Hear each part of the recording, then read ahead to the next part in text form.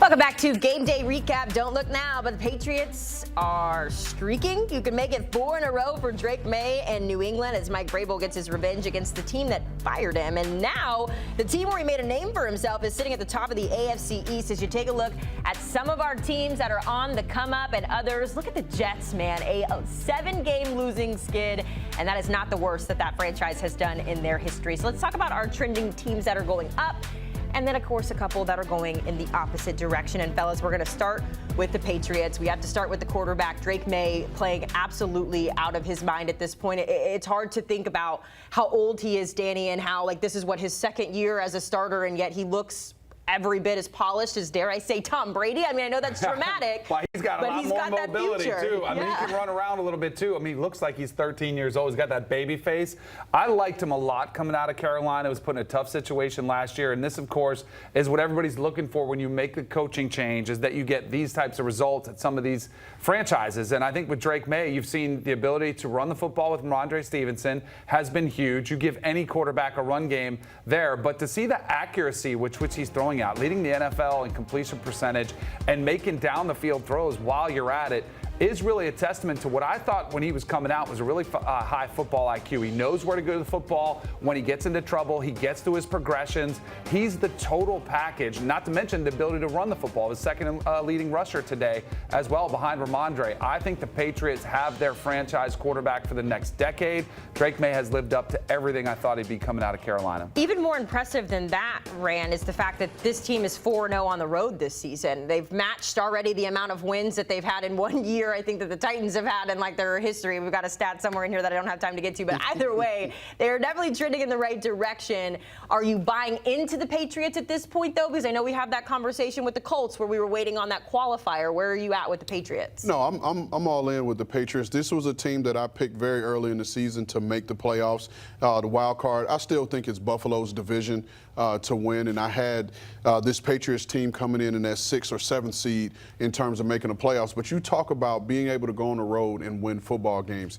That is a Mike Vrabel coached team. Having been in those meetings with Mike Vrabel and the attention to detail that he requires out of his players, they're going to understand situational football from the top to the bottom. You're going to be in a room where he's quizzing and asking everyone about the game plan, and everyone in the room will hear. So when these guys go on the road, these situations pop up. This is something that they talk about every day. There are periods in practice where you practice at it, specifically with a young team like this, and you have your veterans sprinkled in. That is huge. But I want to go back to something on Drake May. The biggest thing that they did to help this young man was bringing in Josh McDaniels. Because you bring in a qualified offensive coordinator that understands how to dissect the defense, and all you have to do is listen until you earn your stripes, where you have a voice like Tom once had, and this kid is showing that he is listening. You talk about what he completed, 91% of his passes a day. That was one of the number one things I loved about him coming out, was just the accuracy in which he threw. And I'm going to throw the name out there again. Same way Fernando Mendoza plays right now. And I love, because I don't think you can teach accuracy. No. He's just a natural thrower of the ball where it goes Accuracy, where he wants it to go. Placement. Yep. And then we talk about May, we talk about Diggs, we've talked about that offense a lot, but let's go to the other side of the ball, because that's where Vrabel is. He made his stripes by being a defensive coach. They added guys in the offseason: Milton Williams, Kayvon Chason, Harold Landry, Robert Spillane, Carlton Davis. They might have the best 3-corner group in the league right now, with Davis and Gonzalez and Jones playing in the nickel. And it makes it tough to move the football on them. And they made plays today on defense. I mean, they had the touchdown when Cam Ward did his drop the football and forget about it routine. He had an interception. They're the side of the ball. They had 5 sacks. Kayvon Chason, who did nothing as a first-round pick in Jacksonville, had failed stops elsewhere, is now rushing the passer. Well, he's now rushing the passer somewhere. So they've done a great job of getting these guys as a group, the free agents, to kind of come together with what they have and really instilled a pretty good defense. Can I ask you a follow-up? Because you said Vrabel does the quiz. Now, was that all the team and he has the players all stand up and ask them something different? No, it's him in the team meeting room. Yep. and it's a mental day. Right, and that's what the team meeting revolves around. Hey, Danny, on this. So in front of the whole team. In front of the whole team. I experienced. I got some PTSD from that because Dan Reeves, my rookie year, was old school, and he'd do it the night before a game in the team meeting. He'd be like, "All right, Kanell, stand up," and then he'd be like, "All right, on this goal line situation, what's our formation on our play action call?" And you'd have to come up with it out of nowhere. And I remember being so scared that I was going to screw it up and not get it because you just wanted to crawl in a hole. Because if you didn't get it, the whole team knew. And it was, I love that old school mentality. Was that team meeting after you had your 3.5-hour dinner break when you went and snuck out somewhere? I thought he was going to bring up interception somehow again. So believe me, I used to go on the road and I'd see these guys out for 3 hours before the team meeting. I know what they were doing. By the way, the Patriots at 5-2 have more wins this season as the Titans have had since the start of last season. They are 4-20 going back to last year. That's the stat I was looking for. We can't talk about that team. Anyway, I know. That's why we're going to move along and we're going to talk about the Bears, something that Rand can talk about. Guys, I feel like the Bears today, especially with DeAndre Swift dealing with injury coming into this one, he was questionable, I believe, and yet he explodes out. That run game was fantastic. Pete, I'll ask you this. Because the Bears, they started 0-2, and it was like, okay, here we go, same old song and dance. Is Ben Johnson really the guy? But now they've also won 4 in a row. Who do you give the credit to in this moment? Is it Caleb Williams for taking the next step? Is it the run game for getting going? Is it Ben Johnson for sorting this all out? Who do you give that praise to? I give the praise to Ben Johnson, and in large part because the run game is going. And that was the one thing you didn't know about the Bears. And they shuffled that offensive line. I mean, they went out and got guys. They added them in. They said, we're going to run the football. Ben Johnson said he was going to run the football. DeAndre Swift is running wild right now. I mean, if you look at what they did today, they ran wild, and I think that's the most important thing. It takes all the pressure off of Caleb Williams. He still makes plays where you go, wow, and then he'll make a play where he's getting out of a pocket when he has no business getting out of a pocket, and he'll still make a play, but you go, okay, that's a negative.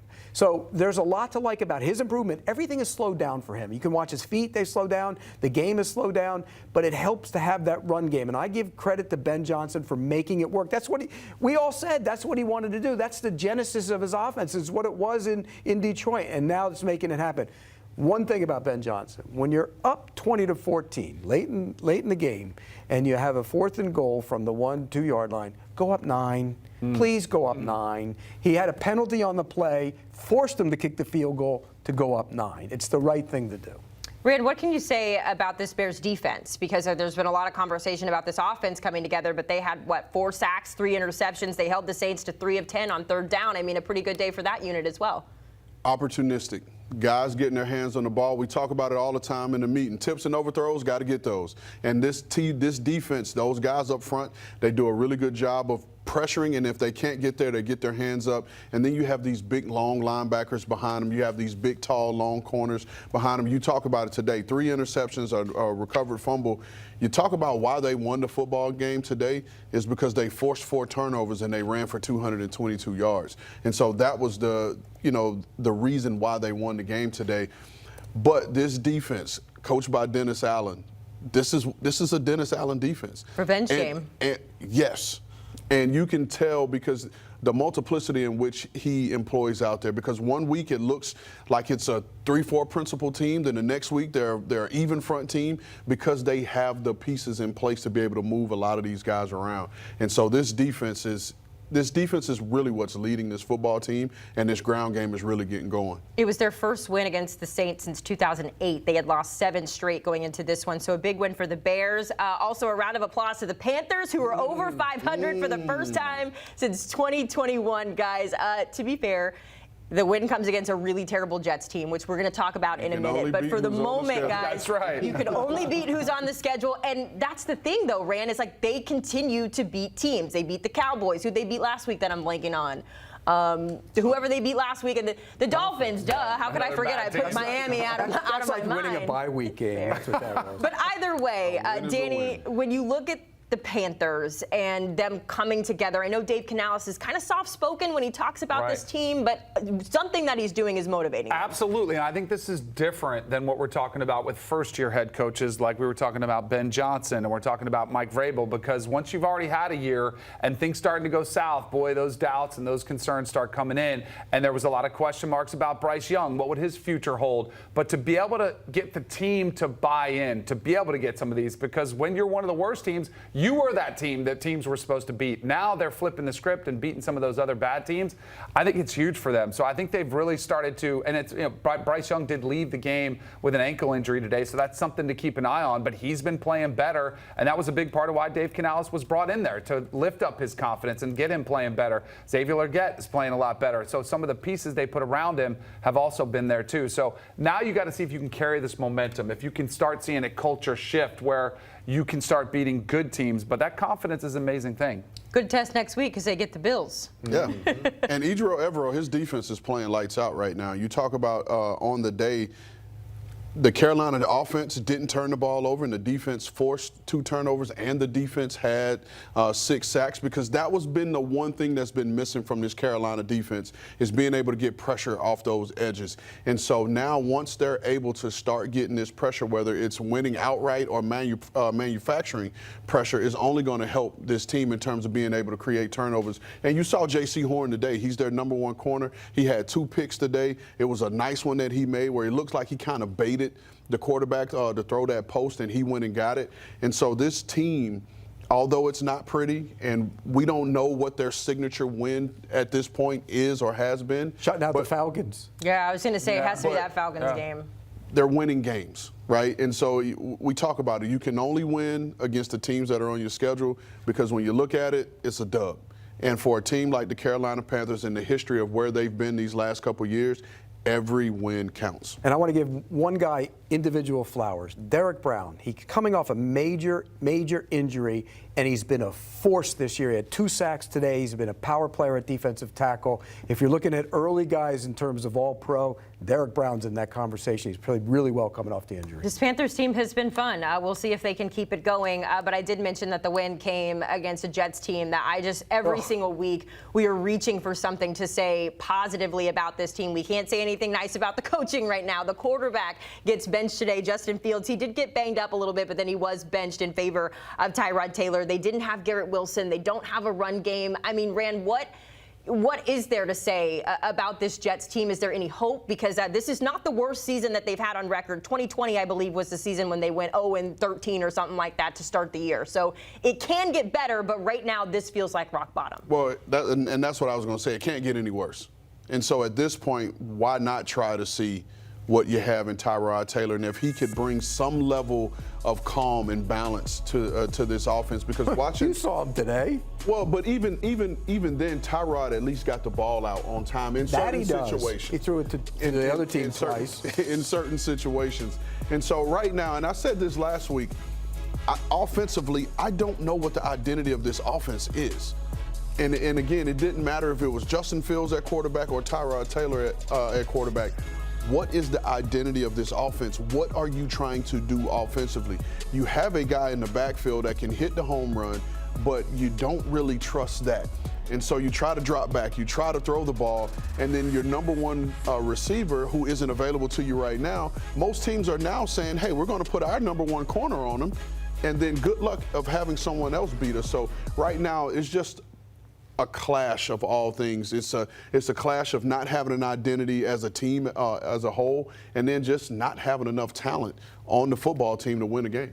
I mean, when Taylor goes in, he had a couple open shots and he missed them. He underthrew them. One was a pick, and he didn't play very well either. So you look at it, you go, okay, we could play with Justin Fields, or we could play with Tyrod Taylor. And what are you going to play with? It's a no-win situation. And look at the receivers he was throwing to, Josh Reynolds and Lazard. And I mean, look at that group. It's not very. Mason Taylor's going to be a good player, but he's a kid. And so they can't run it, they can't throw it, they can't protect. You're not going to win a lot of games that way. It's a bad situation. This is a situation they put themselves in. Right. Right? In terms of the selection of who you wanted your quarterback to be, because you made a commitment to Justin Fields as your quarterback on a 2-year deal, which took you out of drafting a young quarterback. Not saying who they should have drafted, but the ability to choose one of these young quarterbacks who now in this situation, you can turn and say, let's see what the young fella has. Right. And I think it was because he was cheaper. What was it, $20 million a year? So that wasn't too bad. bad for a starting caliber quarterback, which would be nice money to make. I was going to say, okay, but you speak for cannot. yourself. But I think the biggest thing is if that was your plan, you've got to put better pieces around him because Justin Fields is not going to be somebody that can elevate the team around him up there. So I don't think Justin Fields was ever going to be the answer. The thing I'm worried about for Aaron Glenn, because I like this hire for a former New York Jet player, somebody who came from Detroit under Dan Campbell, a defensive-minded coach. I thought he would be somebody the players would gravitate towards and he could get this culture changed in the right direction. I worry a little bit about how bad this does get. I don't think any franchise really should fire a coach after 1 year, but knowing the New York market, knowing the type of heat and criticism you get, knowing how sideways it's already been, some of the clock mismanagement already that's taken place, the Aaron Rodgers meeting comes out, choosing the wrong quarterback, all of this sort of stuff, I do think they better start seeing some glimpses of upside to come, or else I do think it might be one of those one-and-done type situations. Yeah, I don't think this will. I'm not going to say I don't think this will be because I can't speak for anything that this organization is capable of doing. Right. But I will say it shouldn't be, right? Because he came into a situation where a lot of these players had been there and they are holdovers. And so in order for you to change the culture, no matter who you are, no matter how magnetic you are as a person, you need to get your guys in there and the example of what you're looking for, because a lot of the guys that are the leaders of that team were from the previous regime. Mm-hmm. And so you need to be able to bring your guys in there that can be purveyors of your message and carry your message. You know, we talk about drafting a quarterback. They can look across the stadium and at the other locker room in that stadium where they play and realize, well, they drafted a quarterback. Do you feel better about where you are as your team right now, or would you rather have Jackson Dart? Because they were in a position they could have taken him, and they didn't. So, and the other part of that equation is this, and we talked about this a lot. A lot of people thought this draft was going to be loaded with quarterbacks this year. And so, well, we can wait. We can play with Fields, and we'll wait, and we'll go get our guy. Well, now all of a sudden, a lot of those quarterbacks have played themselves out of the first round, and some of them are hurt, and we don't know if they're coming out. So I think when you look at this situation, the Jets are in a tough spot right now because where do you get your quarterback? Well, they're prime position right now. It doesn't get much easier either because when you look at the schedule, they've got the Bengals coming up, they've got the Browns, and they've got the Patriots, the Ravens, the Falcons, and then the Dolphins. That game doesn't come until December 7th. So you're potentially, to your point, Rand, they're trending in the right direction to getting whatever quarterback they want. Is Fernando Mendoza a lock like John Elway and those guys were at the top of the draft? Of course not. You still have questions about all of them. Right. But here is because this is something that Danny said about certain quarterbacks, right? You don't have to be John Elway. No matter what, someone is going to get drafted number one. Mm-hmm. Whether you like the player or not, or you think it's too high or too low, and this is where we go wrong in terms of selecting the quarterback position. We're always going to choose the player with the upside, the guy who has these unique traits that we have not seen win football games or lift their programs because the guy has upside, versus taking the guy that you know we can win football games with if we protect them and surround them with talent. And so there are quarterbacks in this draft class, I believe, that in a perfect world, are they quote-unquote franchise guy? Probably not. And because I personally think God only made so many of those people. But they are capable players that you can win football games with if you surround them with the right talent. So you're in favor of drafting a guy first overall who's a win with quarterback rather than a win because of quarterback. Well, where else are you going to get your quarterback? That's a good question. I mean, I don't know. I think Mendoza is a top-tier, elite-level, clear-cut top three no matter what year he comes out of. I think he's that good. But I don't think that's still a 50-50 proposition. He's a little laid back, isn't he? I mean, for a guy. I mean, can you imagine him in New York? I don't see him in New York. What they need. I was going to say it might be a change of pace laid here. back, but he's a little. Eli was kind of like that. Yeah. Eli didn't give you a lot. We got to go. We got to go. We'll leave it there when it comes to the Jets. A lot of work to do. We don't see a win in sight anytime soon. A bad draft. Problems that the Chiefs do not have. When we come back, we're breaking down Kansas City. They are finally at full strength, and they look just as scary as everyone expected them to be. How good is Kansas City? We're breaking it down when you come back to Game Day Recap.